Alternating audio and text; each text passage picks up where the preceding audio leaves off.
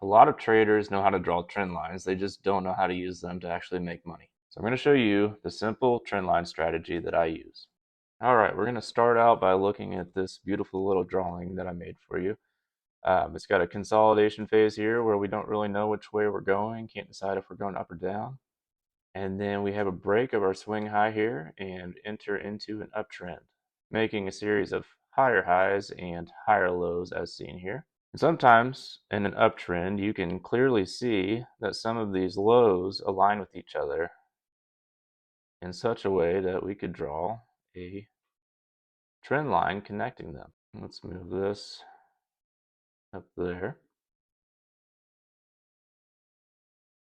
So yep, that one doesn't really go. So don't force it. It'll be very easy to see where they connect. So I just choose trend lines that are very obvious because I know if I see it, if I obviously see it, then other people see it as well. So we have our uptrend, we have our trend line that we've drawn, and the criteria that has to be met for me to draw a trend line is I need at least 3 touch points.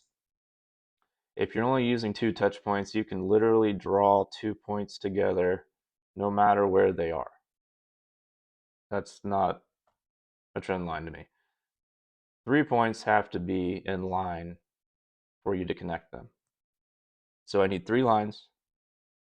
I need 3 points that I can connect in a trend line. And then the way that I'm going to trade it is I'm going to wait for a trend line break. So this is what I'm looking for my trade entry. In this scenario, we would be looking at a short trade. We have the trend line break, we'd enter into a short, and then we would adjust our stop loss, take profit to wherever we need to. Instead of using this beautiful chart that I made for you, let's fish around in the watch list and see if we can find, oh, here we go, we've got one right here. All right, so as you can see, I have drawn a trend line on this chart already because I came prepared. All right, see, that doesn't really go. So we're not going to force it. Got a clear 3 points of contact there. Whoa. 1, 2. So we have a valid trend line.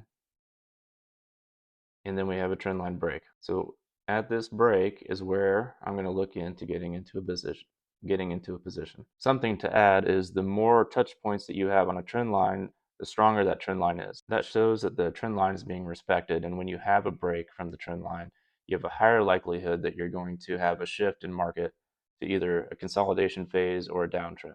Using that knowledge, when we have a break in our trend line, a strong break like this, we would look at getting into a short position. Now, a lot of people will say that you need to wait for a candle close to enter into the position.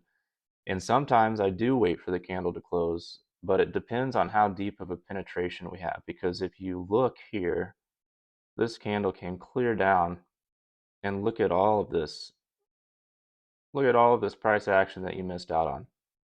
We broke the previous low. We have deep penetration. I would have got into this well before we had a candle close. It's a 4-hour chart. I don't want to wait 4 hours for this thing to close because it could take it clear down to the bottom. If we had a shallow break, I would wait for the candle to close. You just have to use common sense, trade according to your risk profile. It's not a one size fits all. Other considerations, you have a breakout here. To confirm that breakout, you can wait for a candle close like we talked about. You can wait for a retest of the trend line, because I'm not doing that because a lot of times you don't get one and then you just missed out on your trade. But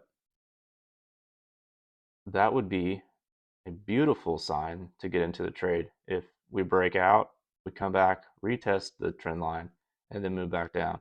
Absolutely getting in on that. Another thing to look at is the volume. So we have a break from the trend line, and look at our volume.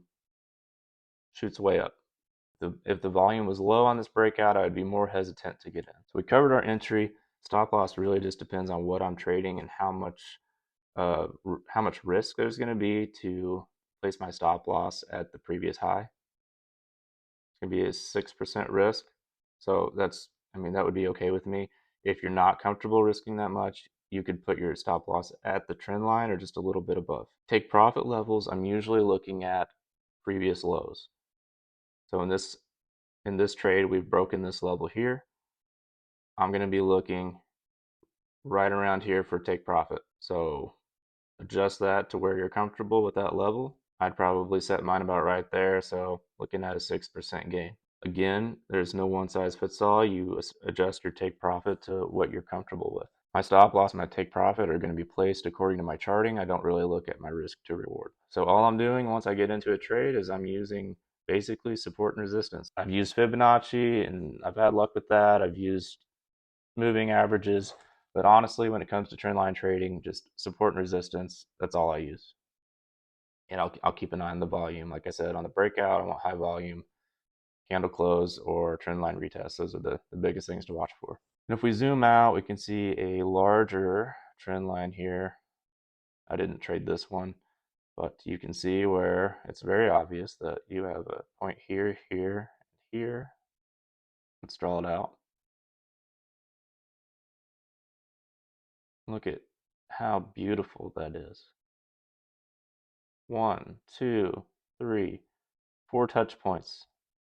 This is a respected trend line. Zoom in for the trend line break. Deep penetration there. Deep penetration breaking through there. We broke that high. We closed on the 4-hour. I would have entered right there on the next candle. Stop loss here at the previous low. Take profit. Take profit would have been probably right in there. I don't like to go high. I like to go on the low side, mid-range on these here. So we would have hit our take profit on there. 20%. 20%. I missed out. Another important point is, as you can see, I'm using the candle wicks. Make sure you're including the wicks because I want to see all of that price action. I don't want to just see where it closed. I want to see where this thing's traveling because, like I said, I may enter into the trade before the candle even closes. Times that you should not trade this strategy is when you're in a choppy market and you can't make a clear trend line. It should be a clear trend line that you can easily see, that you know other people see, and you know that it's being respected. Another time that I would not trade this strategy is around major news events. I don't trade when there's big news events or something crazy is going on. I just wait for the volatility to die down, and then I go back to my regular trading. The biggest thing with trend lines is just being patient. I'll set these up, I'll put them in my watch list, and if you are in TradingView, you can just double click on the trend line here, and you can add an alert for trendline break, and you'll get an alert to your phone. It can't be much easier than that. So you get your trade set up, set an alert, wait for a clean break, and there you go.